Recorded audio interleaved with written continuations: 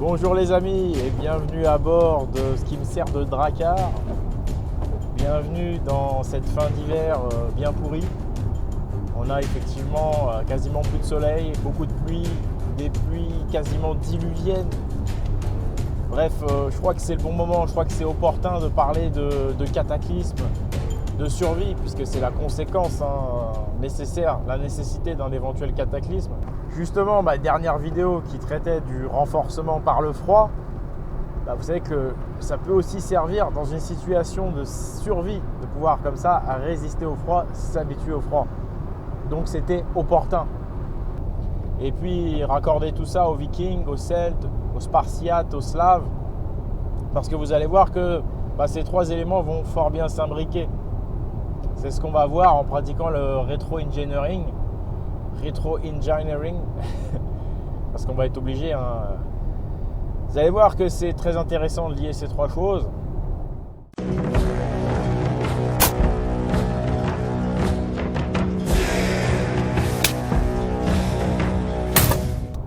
Et oui, en ce moment, des pluies diluviennes, et puis c'est pas la première fois, c'est pas le premier hiver que ça arrive, c'est de pire en pire. En plus, on n'a plus de soleil. C'est quand même assez hallucinant, des journées grises tout le temps, du vent, de la pluie. C'est vraiment difficile à vivre. Il paraît même que dans le nord de la France, il n'y aurait eu qu'une seule heure de soleil sur tout le mois de janvier. Waouh, dur hein. Mais t'inquiète pas, en Normandie, en région parisienne, a priori partout en France, il n'y a quasiment pas eu un rayon de soleil de tout le mois de janvier. Donc c'est quand même inquiétant. Et puis surtout si on a un peu de culture générale et puis qu'on connaît un petit peu la mythologie nordique, qui nous dit que 3 hivers sans soleil sont l'annoncement, le présage, le prélude à la venue du Ragnarok. Donc le Ragnarok, je vais quand même préciser pour tous ceux qui ont bien compris que la mythologie, il fallait pas la prendre au premier degré. Le Ragnarok, c'est ni plus ni moins que la survenue d'un cataclysme. Et oui, le cataclysme, je rappelle que j'ai fait d'ailleurs une vidéo documentaire très intéressante sur les cataclysmes sur mon autre chaîne, Pagans TV, qui explique comment des cataclysmes pourraient survenir avec des arguments logiques. Et effectivement, cet hiver, il n'y a pas vraiment eu beaucoup de soleil. Si ce n'est pas un hiver sans soleil, en tous les cas, c'en est pas loin. Donc d'après la mythologie, 3 hivers sans soleil, des pluies diluviennes annonceraient la venue d'un Ragnarok, c'est-à-dire d'un grand cataclysme. N'ayez pas peur, on va débroussailler tout ça. Et puis surtout, il y a une réponse au cataclysme, c'est la survie. Donc comment est-ce que la survie peut avoir affaire avec les Vikings, les Celtes, bref tous ces peuples à racines hyperboréennes? Alors on va voir que tout ça, on a l'impression que ça a été fait ensemble. Ces 3 éléments. La culture païenne, la survie et les cataclysmes. Comme si tout provenait du cataclysme et avait engendré les 2 autres. Parce qu'on va voir que chez ces païens du Nord, il y a vraiment une culture de la survie en fait. Et que la culture païenne, comme on l'appelle, on a vraiment l'impression que c'est une réponse à la survie. Vous savez que la survie, c'est avant tout l'entraînement, la préparation à l'effondrement d'une civilisation. Ça peut très bien être un effondrement dû à une crise économique, politique, dû à une guerre civile, dû à une crise énergétique. Imaginez tout simplement une seconde que le pétrole ne soit plus, que la France ne soit plus alimentée en pétrole. Moi, je ne pourrais plus rouler dans ce qui me sert de Drakkar. Ce serait un gros bordel et puis surtout les supermarchés seraient plus alimentés en nourriture. Imaginez également une coupure d'électricité, une coupure prolongée. Je ne vous raconte pas le bazar que ça va être. Eh bien, il faut savoir que en dehors de ces crises, qui sont parfaitement à redouter effectivement, mais il y a également le cataclysme lui-même qui peut subvenir et effectivement là, il y a des signes quand même. Donc en cas de problème, que ce soit une crise politique ou économique, une guerre ou un cataclysme, la première cause de mortalité dans la situation de survie qui suit ces moments difficiles, évidemment, on va s'intéresser à la cause de mortalité, puisque le but de la survie, c'est justement de ne pas mourir. Donc la première cause de mortalité quand tu es en situation de survie, c'est le manque de médicaments. Et ouais, il fallait y penser, mais figure-toi que la plupart de nos contemporains sont totalement dépendants de certains médicaments. Donc déjà là, par rapport à la santé, il faut être totalement indépendant, il ne faut pas avoir besoin de médoc. La réponse apportée par la culture païenne, c'est que de toute façon, il n'y a jamais eu de médicaments dans la culture païenne autre que des plantes. Donc en plus on cherche l'homéostasie, c'est-à-dire que chez les païens on veut vraiment que la personne ne tombe jamais malade, on cherche toujours à rétablir un certain équilibre. Et si jamais tu tombes malade, on va te guérir avec des plantes, donc des choses que tu pourras trouver dans une situation de survie, des choses naturelles. Ensuite il y a les magnétiseurs, c'est-à-dire des gens qui vont pouvoir te guérir en te touchant. Bref, à ce niveau-là, la culture païenne apporte toutes les réponses. La deuxième cause, ça va être le manque de nourriture. Plus de supermarché, plus rien. Et puis tu auras beau avoir fait ton petit jardin en permaculture, mon pote, tu ne vas pas vraiment pouvoir t'en servir bien longtemps à mon avis. On va voir ça avec la troisième cause de mortalité. Donc il faut savoir vivre sans manger. Ça s'appelle tout simplement jeûner. Le problème, mes amis, c'est qu'encore une fois, nos contemporains ne jeûnent jamais. Et si tu n'as pas l'habitude de jeûner, les réactions au départ, elles sont fatales. Vomissements, crise, malade. Tu es comme malade, quoi. Et en plus, tu as l'écro, quoi, mon pote. Ton corps n'est pas habitué à vivre sans bouffer. Donc, tu peux vraiment, effectivement, mourir. Mais même avant de mourir, tu vas être dans un état de stress tel qui va engendrer la possibilité que tu meurs. Parce que dans une situation pareille, il faut être zen, tu vois. Il ne faut pas être comme ça, sinon ça se finit mal, tu vois. Il faut être zen. Donc, savoir survivre sans manger, être capable de jeûner plusieurs jours. Eh bien ça, la culture païenne, encore une fois, apporte une réponse. Parce que là, par exemple, on est le 3 février, tu vois. Eh bien, on est en pleine période de la fête d'Imbolc. La fête païenne d'Imbolc. Donc cette année, c'est du 2 au 7 février. Ça commence par un jeûne, justement. On jeûne, on ne mange plus, là. Et on va boire uniquement des tisanes avec des plantes bien précises pour se purger, pour se nettoyer. Donc chaque païen, chaque personne qui a cette culture est habitué à jeûner. Et puis pendant tout le mois de février, on va purger son corps. Février, ça peut durer même 40 jours. Le carême chrétien, c'est bien entendu inspiré, a repris notre tradition ancestrale. C'est-à-dire qu'on va pas jeûner 40 jours, mais en tous les cas, on va jeûner au départ et puis ensuite on va manger un peu moins. On va manger surtout que des choses bonnes avec des bonnes plantes qui vont nous nettoyer et nous purger. Ça sert aussi, entre parenthèses, à ne pas attraper le cancer. Bref, ça sert à être capable d'avoir un corps aussi qui va pouvoir jeûner clairement en situation de survie.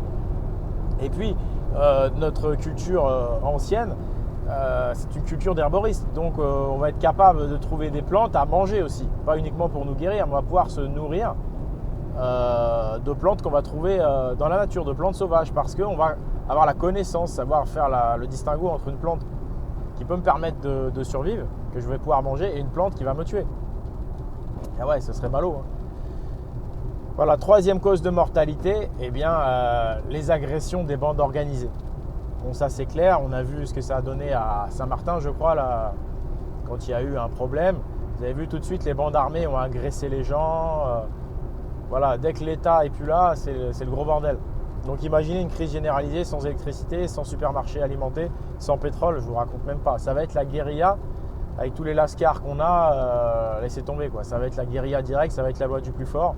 Donc c'est ce que je disais, votre jardin en permaculture, emportez vite ce qu'il en reste et puis barrez-vous, quoi, parce que vous allez vous faire racketter, vous n'allez même pas comprendre. Donc la troisième cause de mortalité, ça va être le meurtre. Il faut savoir se défendre. Donc là, la culture païenne, en termes de défense, c'est le top. Je ne vous fais pas un dessin. Les Vikings, rien que le nom, les Spartiates, les Gaulois, c'est tous des guerriers. Donc il y a une culture guerrière, il y a même des arts martiaux, comme le Glima, qui est un art martial européen païen. Et ouais, il n'y a pas besoin d'aller en Asie pour trouver des arts martiaux. Ouais, ils en ont encore eux parce qu'ils n'ont pas subi l'effacement que notre peuple a subi au niveau de sa mémoire et au niveau de sa culture. Parce que nous, notre mémoire, elle a été complètement effacée. On s'est fait trucider quoi, moralement par la religion judéo-chrétienne. On avait les arts martiaux, on les a oubliés à cause de cet effacement.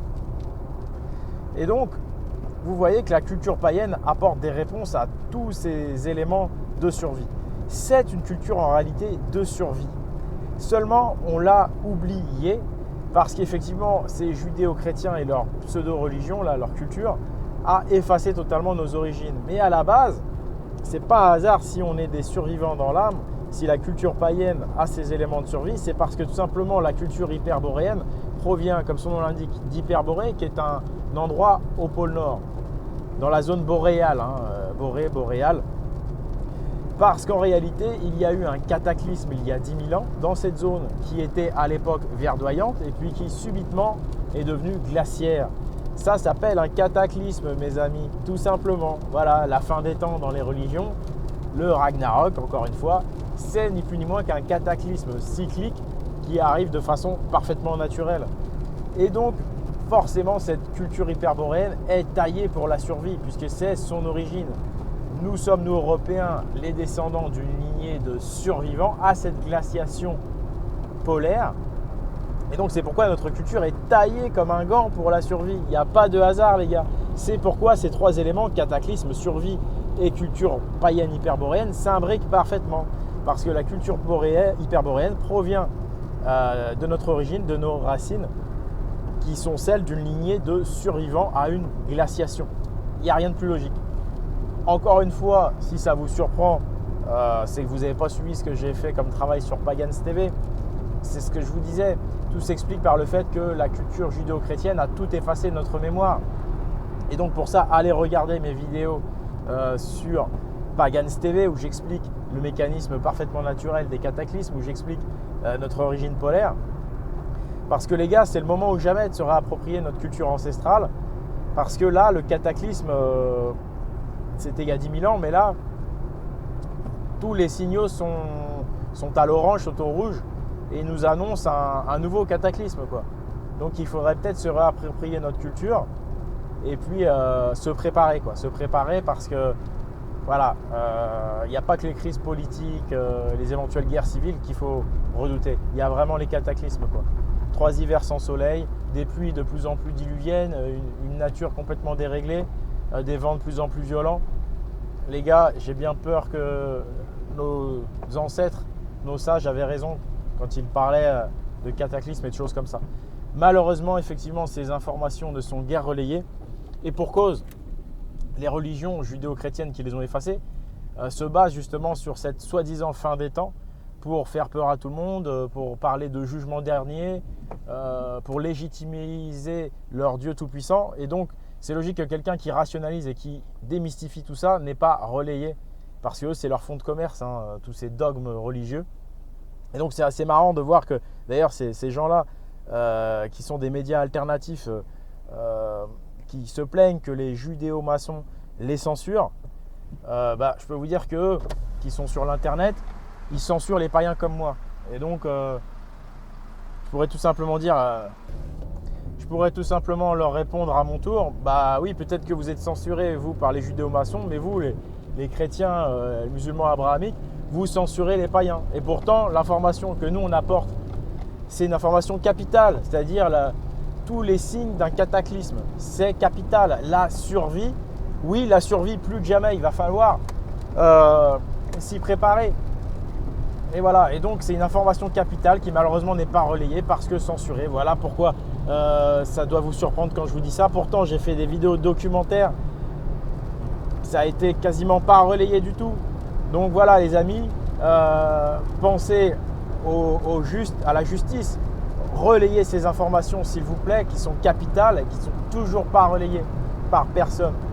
La culture païenne est la plus censurée. Pourquoi ? Parce que c'est là qu'on va trouver le vrai, le juste, le beau. Et c'est vraiment pour ça que c'est la plus diabolisée d'entre toutes et que même les médias soi-disant dissidents ne relaient pas. Donc je compte vraiment sur vous pour relayer ces informations capitales. Il faut qu'on se reconnecte à nos racines anciennes. On va trouver tous les éléments de survie dans cette culture, de la manière de soigner, de la manière de vivre, de la manière de mémoriser aussi. Parce qu'il ne faut pas oublier qu'il n'y aura plus d'internet, il n'y aura plus de livres. Tu ne vas pas te transporter des bouquins dans ton sac en situation de survie. Non, c'est mort. Mon gars, il faut tout avoir dans la tête. Voilà pourquoi c'était de la tradition orale. Parce qu'il faut que l'homme ait tout en lui, il soit capable de tout faire par lui-même, y compris avoir les connaissances en lui. Tradition orale, c'est pour ça, c'est pour travailler la mémoire, pour que tout reste en mémoire. Voilà. Bah, écoutez, merci de m'avoir suivi. Encore une fois, c'est vraiment important que vous souteniez mon travail par la diffusion de celui-ci, par les explications par rapport à toutes ces histoires. Donc encore une fois, allez sur Pagans TV, mon autre chaîne, pour voir ces documentaires sur les cataclysmes. Parce que c'est comme ça que nous, êtres d'origine hyperboréenne, nous allons survivre. Vous pouvez me soutenir sur Tipeee aussi pour m'aider à continuer. La page Facebook, la suivre, vous abonner. Voilà, cliquez sur j'aime, commentez, dites-moi ce que vous en pensez, qu'est-ce que vous aimeriez voir comme prochaine vidéo, quelles expériences, ce que je pourrais faire en termes justement de survie. En tout cas, moi je vais me lancer là-dedans. Donc voilà. Allez, je vous dis à la prochaine fois. Merci encore. Partir.